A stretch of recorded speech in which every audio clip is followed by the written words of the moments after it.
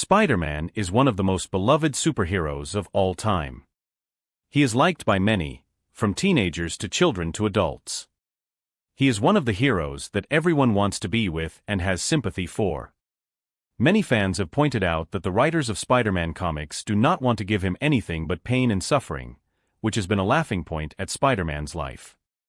They don't want him to live a successful and peaceful life, which is true in some cases. From very early on, his Uncle B dies, the father figure he never had, and his love life is also very complicated. But one thing is for sure, Aunt May is always there for him, and he's there for her. But in this comic, something different happens. The comic starts with, "It's my fault. I never should have revealed my identity to the world. Never should have left May and MJ alone. We should have skipped town, left the state, left the country, left the planet, gone anywhere they could not find us. But we didn't." This is the monologue spoken by Peter, and it continues that when Kingpin sent someone to kill me, May took the bullet and now she's dying. Peter states that he would do anything and give anything to bring her back, just to have one more day with her. We see that Aunt May is lying in bed in critical condition, with Peter standing and moping while MJ is there to support him. A doctor comes in and tells Peter Morgan, which is his made-up name because they don't want anyone to find them out. As Tony forced superhero registration with the government, on which they had to make their appearance public and tell the world who Spider-Man really is. The doctor continues that she does not have any insurance and that she will be moved to the charity care ward unless Medicare or the welfare department can arrange something. Peter becomes angry that May will not be a charity case. Just try to move her into the place, and he will arrange all the money he can. The doctor states that Aunt May doesn't even know where she is, and her brain is barely functioning. She wouldn't know if she's in this room or even in a hotel room, and that spending a lot of money on her would not do any good, but end up bankrupting both of them. MJ tells Peter that she has something in her apartment she will be glad to use for Aunt May's sake, but Peter tells her that she can't. He can't risk her being seen in the world. He will come as fast as he can, but they should not move Aunt May to the charity ward. The doctor asks him where exactly he's going. Peter states that he's going to visit somebody with a bottomless checkbook. Moving out of the room, the doctor states that he should wait a minute and that he can help him because he had an uncle who almost died 2 years ago. He was in an accident, and Spider-Man saved him. So the doctor made a promise that if he ever had the chance to return the favor, he would. With saying that, he showed Spider-Man unmasked on the news, written on the newspaper. The doctor states that he will help him and that he will do whatever necessary to hide her from the hospital, but he needs to be quick. Peter assures him that he doesn't need this and he will be soon. He will be soon back with the money. Peter swings in the neighborhood without his costume or anything, or even tries to hide his face, and tells Stark that and thinks that the Stark has equally or more fault as his, because he was the one to make him go unmasked at the Stark Tower. He tries to access the gate, but the access codes to the Stark Tower have been changed, and he decides to break in. Meanwhile, Stark gets a security breach warning, and he thinks he is stupid enough to go and access the Stark Tower, as he is the most powerful man on Earth. When Peter gets into his room, suddenly he's interrupted by Iron Man flying him through the window and tells Peter what he thinks he's doing. Peter tries to web the boots of Iron Man, and they are both falling to death. Suddenly, Stark uses his other ability to save them and tells him that he has lost his mind completely. That little stunt could have gotten both of us killed. Peter replies that he wanted to make sure that he didn't just fly off because he was not done with him. Iron Man states that he is done with him. The only thing that he's going to do is put him under arrest because Peter just turned on him, not only him but his own government, and the penalty for that is to be paid. And that he was a fool to come back. Peter replies that who's a bigger fool, me or the guy who is pointing a repulsor glove at me that's too overheated from breaking or fall to work with. Peter punches Iron Man as hard as he can, and he hurts his fist in the punch. Suddenly, Iron Man uses his repulsor groove, and Peter feels that if Sun has taken a human form and he doesn't know what to do, but to start using all the web fluid in his body, and when he looks at a surprise, Stark is covered in his web all from head to toe. Now that Iron Man is trapped in Peter's web, He states that it isn't going to work and he should run, because if he doesn't kill him someone else will, and that he can't always run and hide. Peter states that just shut up, and when he removes the mask of Iron Man, he tells him that listen to me, Aunt May is dying, she's dying, and it's your fault, and with saying that I trusted you, I let you get closer to me, you were like a father to me, I trusted you when you said that I had to expose my identity, that it was the only way, I kept it to protect me and MJ, but you said they would be safe, and now she's lying in a hospital bed dying, and they're going to switch her in some damn charity ward. Because I can't pay for it, because I'm on the run, because she was hurt when they came after me and found her. With Tony saying that I'm sorry Peter, I didn't know. Peter says that he doesn't want his apologies, but he wants him to do something about it, with Stark replying that he's a fugitive from the law, that Peter is a fugitive from the law, and he can't help him, with Peter saying I don't need your help, but Aunt May does, with further explaining that she was a friend to Tony, and that she knew what type of danger prevails when Peter would join the force of Avenger, and she was living in the tower, and that he needs the best care money can buy, and that he's going to help her, or with the or what Stone gets mad that you don't have any options and you're in no position to make threats, Peter, unlike a lot of others still fighting registration, the government knows who you are, so you don't have any options and you could pretty much forget about any promises you got out of me by threats, with Peter saying the or was not a threat to one, the or was, or else my aunt is going to die in some charity word somewhere, is that what you really want to? With Tony Singh in pain, he says that he's sorry, but he cannot help her that because it would completely compromise his situation, and that any direct help he gave to Peter could be tracked back to me, to Stark, and that he could be labeled for helping a criminal, and it would undermine everything that he has been trying to build since the war. He says that the stakes are bigger than him, Peter, and may even he leaves with a sorry that he cannot help her, but he will let Spider-Man walk away this time out of respect for me, so you can be there, so he can be there for her at the end, but he should not come back because next time he's not going to let him leave with Peter Parker. Just screaming, wait, Tony, wait, stop. Goes back to the Stark Tower and sees a picture of him with his some buddies, with Jarvis asking him that would he like something for a late supper, but he says that no, Jarvis, he will be fine. And then he says that there is one thing at the hospital. Peter returns and tells MJ that how is everyone, how is me? MJ tells him that she has still no real brain activity, and they are trying to move her to charity ward. With Peter saying that he can't stand it because she was there for him whenever he needed her, but she needs his help, and now he cannot provide him her with. MJ saying that it's not Peter's fault, there's nothing he can do, with Peter replying that he will get money one way or another because because Aunt May's life depends upon the money, and he states that I'm already a wanted criminal, so what's the difference? I would sell my soul if I thought it would help her. With Jarvis interrupting them, that it's my understanding that my cousin May Morgan from Blackpool has been admitted into the hospital, that she will receive the best and the finest care there is possible. With Jarvis depositing above slightly over $2 million and saying that this will cover everything, don't you? And then Aunt May is taken to the finest world in the hospital, with Doctor stating that there's nothing he can do about it because at the age he is she will eventually die as soon as possible, so he may get used to the idea of Aunt May not being alive, and there's nothing humanly possible to stop her from dying, with Peter replying that maybe not in the world you live in, Doctor, but in the crowd I hang out with somebody, and Spider-Man swings along the way to get help. Spider-Man goes to Doctor Strange's sanctum and tells Stephen that he will do anything at all to help Aunt May and stop this from ever happening, with Doctor Strange stating that long ago my hands were shattered in an accident rendered useless for someone who wishes to be a doctor, a surgeon, a healer. I searched the world for someone who could fix them. My quest took me to the Himalayas, where I met the man who I would one day call Master. He told me that there are limits to what even a sorcerer supreme can do.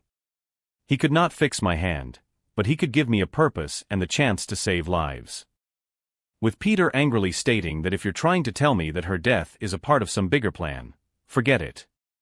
And Doctor Strange says that from what you say, the doctors told you there's nothing anyone can do, and Peter angrily repeats that she's not going to die. She's not going to die. And Doctor Strange replies that we all die, Peter, and Peter says that yeah, but not like this.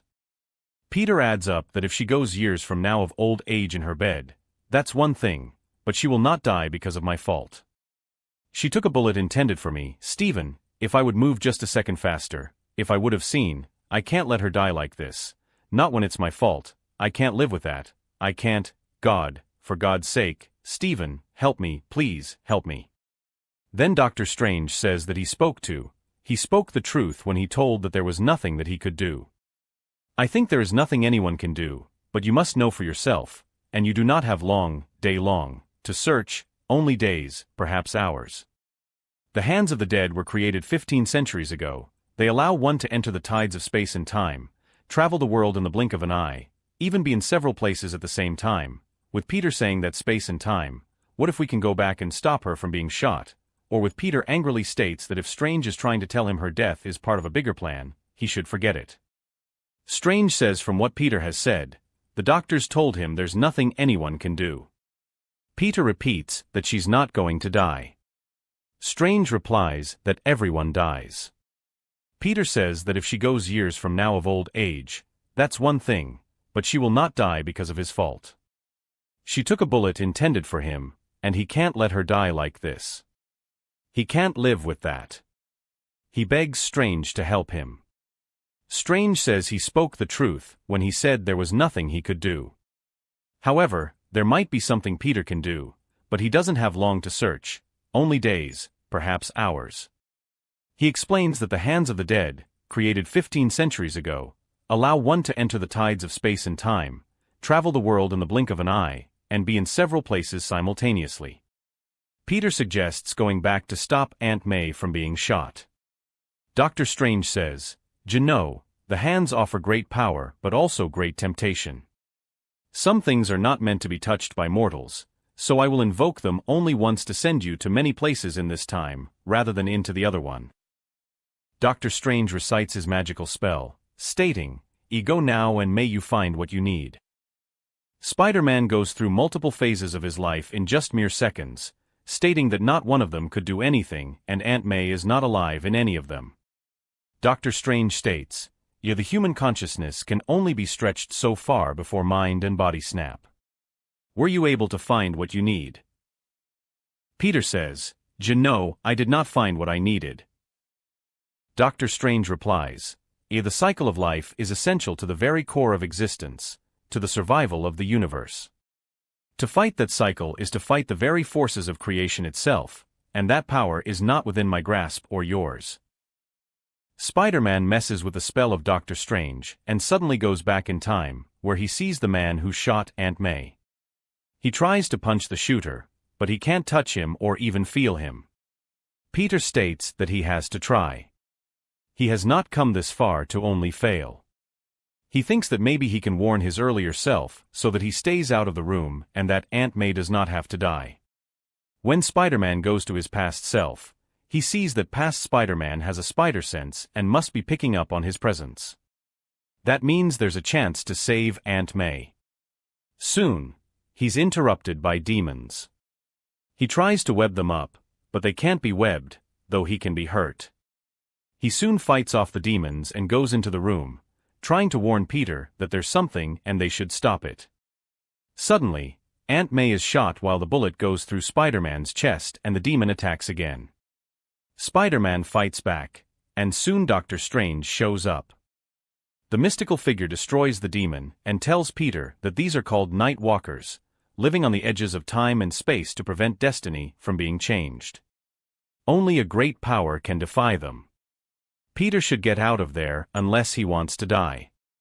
Strange is going to take him to the Sanctum Sanctorum, which contains the mystic elements needed to heal Spider-Man, but he can't risk it. To use the elements needed to restore Peter, he has to return their bodies to physical form inside the room. He warns Peter not to try to venture out, or he will again become insubstantial. This will not take long, but it will hurt. Suddenly, they are interrupted by a knock at the door, and Doctor Strange tells Peter not to move until he returns. Spider-Man hears voices from the room, but Doctor Strange warns him not to open the door until he comes back. Peter asks how he's going to fix him and not Aunt May. Doctor Strange states that magical cures are for magical ills, and it is not her time, just as this is not Peter's time. The universe calls us home when it is time for us to go. For Aunt May, it is that time. Peter needs to be free of guilt because he did not cause her death. They should go back to the time from where they came. However badly injured his aunt's body is, her spirit still resides within. Though she is unconscious, Peter's words can still be heard by her. Peter should live guilt-free and move on with his life. Spider-Man goes out and sits on the stairs, as sad as a person can be because he cannot change Aunt May's fate. Suddenly, he's interrupted by a little girl who says that she can help. Peter asks what she's doing there. This isn't a safe place. But she says that she likes to protect people, so maybe it's time somebody protected him. Maybe it's time somebody helped you, Peter. With discouragement on his face, Peter says that he cannot be helped. But the girl insists, saying, do you want to save her or don't you? Then come on. Peter asks why she's alone. Isn't it wrong for a girl of her age to be spending time in the alleys? But she says that she is smart like her father, and they cut her slack because she's smart. But she would rather take after her mother, because she's beautiful. Peter says that she will surely grow into a beautiful woman. But she says, what if I never grew up? You know what your problem is? You're selfish. Confused, Peter listens as she tells him, you always put your pain at the center of the universe. So long as you can go to sleep with a clear conscience, you don't care who else has to pay the price for that good night's sleep. The whole world has to answer for your pain. And you know why? Because making the pain big makes you big, makes your revenge big, makes you feel big. She runs away, stating that she should not have said any of those things, and it's time for her to let everything go. Spider-Man chases her down the alley, but does not find her. A person asks if he can help Spider-Man. Spider-Man says that there was a girl just here, and the person says that she's one moment here and the next moment gone. Spider-Man tells him who he is. The ordinary man tells him that he mainly works in software design and testing computer games, mostly first-person shooters, space combat, and superhero stuff. He fell into that right after high school. Peter says that it sounds like it must be a fun job, and the ordinary person says, you know why guys like me get into games like that? Because there's something missing. We look around at the world where there used to be a chance of being a hero, of being important, and it's just not there the way it used to be.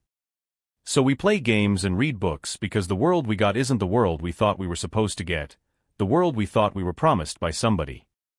Because things did not turn out the way they were supposed to go, so we go someplace else.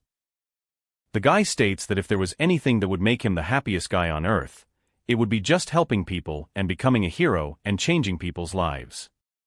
He would be grateful and wouldn't ask for anything else because the rest of the world never gets the chance. Peter says that this is not getting him closer to finding the girl before she gets in trouble. Suddenly, a car pulls up, and the person says that he thinks he saw the person Spider-Man is looking for get in. He will give him a lift. Peter is impressed by the high-tech design of his car and the accessories. The man offers him a drink, but he refuses. The man says, yep, I used to be the same way. Funny where our choices bring us, isn't it? He states that he had a very rough childhood, got beaten up by the kids because he was smart, and never got a girl to go to prom with. Then he started investing in things, all kinds of things. 30 patents by the time he was 19, made his first million that year, and 10 times the next year. All those kids he went to high school with, most of them work for him now, in one way or another. The rest are janitors or gas station attendants or work at the DVD store. They still hate him, but at least now he has given them a reason. Peter says that he must be really happy that he has gotten everything now, and the man says, not everything. There was a young woman I once knew from high school. Beautiful she was, all I ever really wanted. I lost her. Then they get out of the car, and he tells Peter that he could use a walk. They walk, and the man says that what he's looking for is right down there. He says that he has everything that a person can ask for. He has dozens of women on speed dial who will come over any time, night and day, to make sure that he's not alone. He has everything he has ever wanted, and he would trade it all for her. Not just for the woman who truly and honestly loved him, not for the money, not for what he can do, just for her. and he will never ever have that. He says that Peter is young. He will understand one day. Then he stops and says that it's the end of the line, at least for him. She's waiting for Peter in there. When Peter goes in there, suddenly a mystical personality appears from the smoke and tells him that he has always been right here. Peter says that there's been some kind of mistake, but the figure says that there's no mistake. He's always been waiting for him, and he's been waiting for him all his life. Peter says that this is the strangest neighborhood, almost surreal, and it's like he has dreamt like this. The mystical figure says, How do you know that this is not a dream? How do you know your whole life hasn't been a dream? Maybe this is where you finally wake up. Peter says that he never believed in. The mystical figure says, How do you know that this is not a dream? How do you know your whole life hasn't been a dream? Maybe this is where you finally wake up. Spider-Man is still confused, and the mystical figure tells him that some cultures believe we have dream selves, each as real as our waking selves, each living alternate lives, alternate futures, alternate destinies, and that it's only at the crossroads of the dreams that we meet them.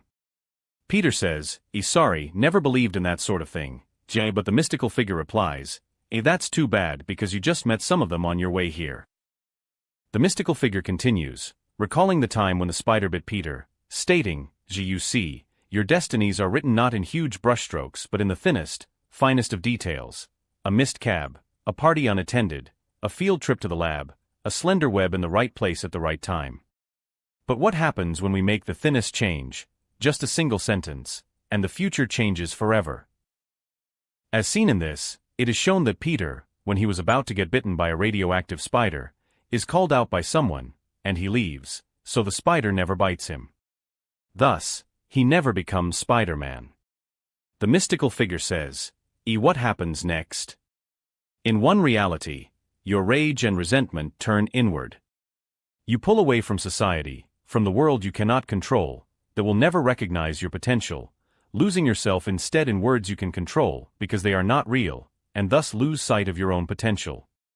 In another reality, another self, you direct that anger outwards, towards proving that you have worth, that you have value, but mainly because you want to earn money, enough to grind those who laughed at you into the ground. The patents come, and the money follows. You're a billionaire by the age of 30. You have proven yourself to the corporates, to Wall Street, to the press, still fighting shadows, still paying off old resentments, still thinking, I will show you all, people who stopped thinking about you years ago, to prove yourself to everyone, except yourself. Those are only 2 out of an infinite number of possibilities, alternate Parkers, though I confess I find it interesting that in nearly all of those, in 10 iterations, you end up alone. Peter says, Is that so? So, in which of those iterations do I end up a little girl? The mystical figure responds, Oh, that's another story you're not ready to hear, and I'm not yet ready to tell it. Soon enough. Peter, now angry, says, I have lost a lot of time, and I am done playing games. I have a lot of things to do. The mystical figure replies, Actually, time is all you have. And as for these important things, you have already been told. You know the same thing. Your aunt is going to die, and there's nothing you can do about it. But I can. I am the only one who can. Peter, scared, asks if it is Mephisto, and Mephisto says, Only I can guarantee that I can and will save your aunt's life. Peter interrupts, In return, you want my soul, is that it? Mephisto responds, No, your soul, hardly. I stopped making that deal with people like you ages ago. Do you know what someone does in hell who sold his or her soul to help someone else? They suffer, rightly, nobly, sustained through eternity by the knowledge that their action saved someone else. And where's the fun in that? He explains that he now deals in the currency of misery, loss, despair, hopelessness, pain, regret, and sadness, which are as sweet to him as the most beautiful music ever composed. I will go anywhere, do anything for the sound of a soul in pain. You said you would do anything to save her, is that true? Or was it just a lie? Are you or are you not interested in the terms of the bargain? Peter says, anything that big, I can't answer alone. I have a responsibility to someone else. Mephisto says, as she's right in there, first door on the right. Jan opens the door. Spider-Man is shocked to see that Mephisto is with MJ. MJ says that she needs to tell Peter about this before making the decision. She asks Peter, can he do what he says he can? Peter says, enough, but Mephisto says, I want your love, I want you married. Peter immediately rejects him, but MJ insists, I want to hear the terms and conditions if that's the only way out. Mephisto explains, the life you have spent till now, you will not remember anything, but you will remember a small amount that will just haunt you forever and make you guilty of not trying out and marrying each other, as you were a perfect couple. You will not consciously remember this bargain, or this moment, or the life you lived to this point. But there will be a very small part of your soul that will remember, that will know what you lost, and my joy will be in listening to that part of your soul streaming throughout eternity. You have until midnight tomorrow to say yes, and in that instant, you will either lose your marriage or your aunt. Peter wakes up scared and sees MJ. MJ tries to ask if he thinks Mephisto really can do what he says, and Peter says that he doesn't, but this is all they have. Peter asks if she is okay, and MJ tells him not to judge her because she's going to ask for something, and he shouldn't hate her. She states that May lived a good life. Peter, a long life. You have kept her going, fought for her every moment of her life, especially these last few weeks. You have done as much as anyone could ever hope to. You have honored her, and you have loved her. But sooner or later, we all die, Peter. It's what we do. What if this is just her time? You have always tried so hard to do right by her. What if this time, the right thing is letting go? Peter says she's not saying anything he hasn't thought already, but if this was a natural cause, a heart attack at old age, that would be one thing. But it happened because of him. So he would never be able to forget himself. He's the one responsible, and he could never live a happy life knowing that he was the one who killed MJ. And with that, Peter tells her that they need to make this decision, and it's only for the good of both of them, because a disastrous married life would do no good for them. And seeing that, they fall into each other's arms and try to cherish this last woman they have till midnight. Mephisto appears out of nowhere and says that they should not worry about such small details, and they will no longer be married because they will never have been married. It simply never happened. Peter asks if that's just like that, a lifetime erased, and he says no, not a lifetime, no. Your marriage is but a stitch in time that I will simply, painlessly remove. All else will remain the same. And seeing that, you don't need to understand. All you need to understand is that your aunt will live. Do you hear that? That's the sound of your Aunt May dying. Time is. And he tells Peter, and Mephisto tells Peter Parker, that he has never thought about why he chose the two out of all the people, because their love is the rarest of all, pure, unconditional, and made holy in the eyes of he who I hate most. Peter shows resentment, but MJ shows, and says that the answer is yes. With that, Peter, MJ, and Peter say lost goodbyes to each other. The mystical figure that appeared before Peter in the alley was indeed the little girl that was going to grow up into that woman. And she's the child you two, MJ and Peter, will never have because you decided to save the life of his aunt. With MJ being shattered and crying, MJ stops Peter from fighting Mephisto and says that she knows in her heart that he and she were always meant to be together. Whatever he throws at them, whatever he does, whatever he undoes, it does not matter because whatever he does to pull them apart would have to be bigger and stronger than what brought them together and kept them together, no matter what happened. And there's no power in the universe big enough for a job like that. Not the devil, not God, not anybody. They will find each other again, and they will be together again. She knows that they will, and she will always, I'm always right about these things, right? With Peter and MJ saying their last I love you and sharing the lost kiss, Peter wakes up in his bed and comes down the stairs to see Aunt May cooking breakfast for him. Peter goes to his school and meets with Flash, jokingly tells that, "You're still awkward with the Frosty, with MJ," and he states that she will forgive him eventually. And they are interrupted and interpreted by Osborn as he's here to show his girlfriend, Lily, and soon Jay. Osborn rose the toast, and with saying that Peter has not changed a bit. And Peter says that, well, you know what they always say, speak of the devil, and he appeared to friends new and old, and a new day with Harry saying yes to friends and a brand new day, with all raising their toast and saying a brand new day. I hope you enjoyed this video. It is one of the most emotional and heartbreaking stories of Spider-Man that I have read. But is it? It is almost always fascinating that what writers can do with the character of Spider-Man. What are your thoughts about it? Please do let me know below in the comments. And please be sure to like and subscribe. It really takes a lot of effort, so your subscribe will be really appreciated. And share it with your friends. Thank you, and you can also watch here what happens when Spider-Man can't stop himself with women.